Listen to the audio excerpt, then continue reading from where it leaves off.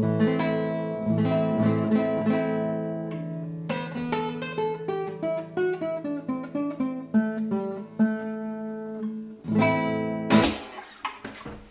guys, so today we're going to talk about chordophones. Chordophones, as you remember, are stringed instruments, instruments with strings. So, all the cultures that you've been studying about have stringed instruments. So we have in India the sitar and the sarangi. Do you remember that thing? It's kind of like a violin, play with the bow. The cymbala from Ukraine, the stringed instruments you hit with the little mallets that we had in class. In Peru, there's an instrument called a charango, which is kind of like a little guitar. Actually, kind of a lot like this instrument, my mandolin. It looks like this, has like sets of strings. So in Peru, the charango, mandolin like this. In Tunisia, there's an instrument called an oud, which is also a kind of guitar. And there's different stringed instruments from all over the world, different cultures. Some you play with a pick. Some you play with a pick, like a guitar. Or my mandolin, you play with a pick. Here's the pick. The same, that's how we do with the oud. They have this little stick thing. You play the pick.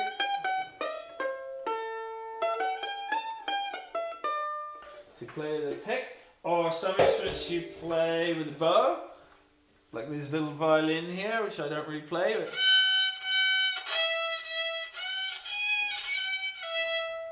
Okay, so there's instruments from all over the world with strings. Now, your assignment is going to be to create your own instrument, your own stringed instrument, out of objects, things you find at home. Stuff otherwise known as junk. Stuff that usually people throw away. Now, to think of what you need, the elements of your stringed instrument that you're going to make yourself. First thing, you need a string. What are you going to use as a string? Now, the string needs to make this. It makes the sound. Yeah, you can hear my rubber band here. It needs to vibrate freely. So make sure there's nothing touching your string. Okay, when you're vibrating it, else it won't work. But now, a rubber band, for instance, on its own, doesn't make a lot of sound. So you'll need something to make it sound louder. Something that's going to resonate, like we call it like a resonating box. Just like a guitar has this box thing, we talked about that at school. You need something that's going to make the sound bigger. Okay? All these instruments have a sound, we call a sound box. Something that makes the sound a lot louder so people can hear it. Now, very easy. Look at this tub, coconut oil, for instance. I can just get my rubber band here and stretch it over. Whoops! Already, it's louder. This is resonating. This is making the sound bigger. Okay? Very simple. Took me 1 second to put that rubber band on there. So I thought, well, I'll go a step further, and I cut a hole in the top. Now, be very careful. Ask an adult or an older brother, sister, or someone who's responsible. If you're going to do any cutting or any knives or anything sharp, please be safe, because you can hurt yourself, obviously, and you all know that, I'm sure. I just cut a hole in it. I put this like small hole, and I found this tube. This is from aluminum foil. We happened to finish it, and so I thought, oh, stuck this tube in here. Ooh, check that out. Now it's kind of almost like the neck of a guitar or a fiddle. See this? Looks similar, kind of similar. Probably won't sound as good. And all I'm going to do is put my rubber band around here. Now, You get different sounds on each side. You can play with the sound. Now what's cool with this, you can play it kind of like a guitar. You get to change the note. I'm changing the note by changing how long the string is. And you could even play a little tune. So changing the length of the note of the string changes the note. Okay, so the longer the string, the longer the note.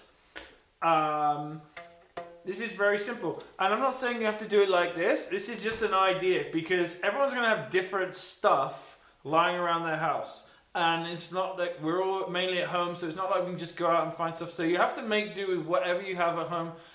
Hope you have rubber bands at home, some stuff you can make a stringed instrument out of. Other stuff you can use is like, this is some elastic that we have lying around. You could use that, or string. Now they have got some string. Now the thing with string, or the good thing about a rubber band is that it has tension. You can create tension. You need tension is like how tight something is. A string isn't going to sound very good if it's not tight. So it kind of needs to be tight. So that's where a rubber band is good. It already has that tension. When you stretch it, it becomes tight and will sound good. If it's really loose and slack, it doesn't really sound of anything. Now, so the other thing you can use is some kind of string or rope. I have some old rope here that I found. Now the thing with using a rope that's difficult is how do you get that tension in the rope and keep it there so you can actually play it? Because you can hold it. I mean, I can do that, but it doesn't sound very loud. Now, on guitars and violins and stuff, we have these things up here, these tuning pegs, which have special mechanism. A technical name for this is called a capstan, and it has this. You turn it and it will stay where you want it to stay and keep the tension in the string. Now that's going to be your biggest challenge in making this instrument. Is how do you keep the tension, especially if you're using string, if that's all you can find? How are you going to keep that tension? And I know all you Elmwood students, you're good at inquiry and figuring out stuff, so I'm sure you'll be able to figure it out. One solution to that problem that I came up, well, I didn't really come up with it. It's based on something called a T-chest bass, which is kind of like a big bass instrument. We used a big kind of box, and I'll post some pictures or even a video of someone using what's called a T-chest bass. A T-chest was a big wooden box that people used to pack tea in and bring it from places like India, China to Europe or North America. And but then they take these boxes and make this instrument now. And basically the idea, this is like the T-chest box. This is the box, just a box. I don't know what was in here.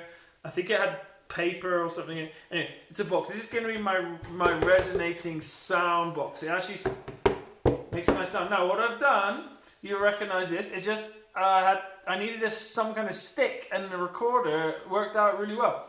So what I do is you kind of push the recorder into the box, and then I kind of hold this. I actually use my foot to hold the box in place. So I'm going to put it on my chair here. Or you can see that I will put it on my chair. I'm going to put my foot on it. So you can't really see the box. Here, let's leave it like that actually. See this? Got my foot on it. Now then when I pull this, it makes the string tighter, and it can sound quite cool. So in this case, I'm changing the note by stretching the string. So stretching the string, I'm creating more tension, making it tighter. That makes the note higher. So I'm just plucking the string. And if I make the note lower, I loosen the string like this. So that's loose, and then I bend it back. And you can see that I've just tied the string onto my recorder, and all I've done is I made a hole in it. And again, be careful if you're making holes and stuff. You can see that, and I've just tied a big fat knot on the inside of the box.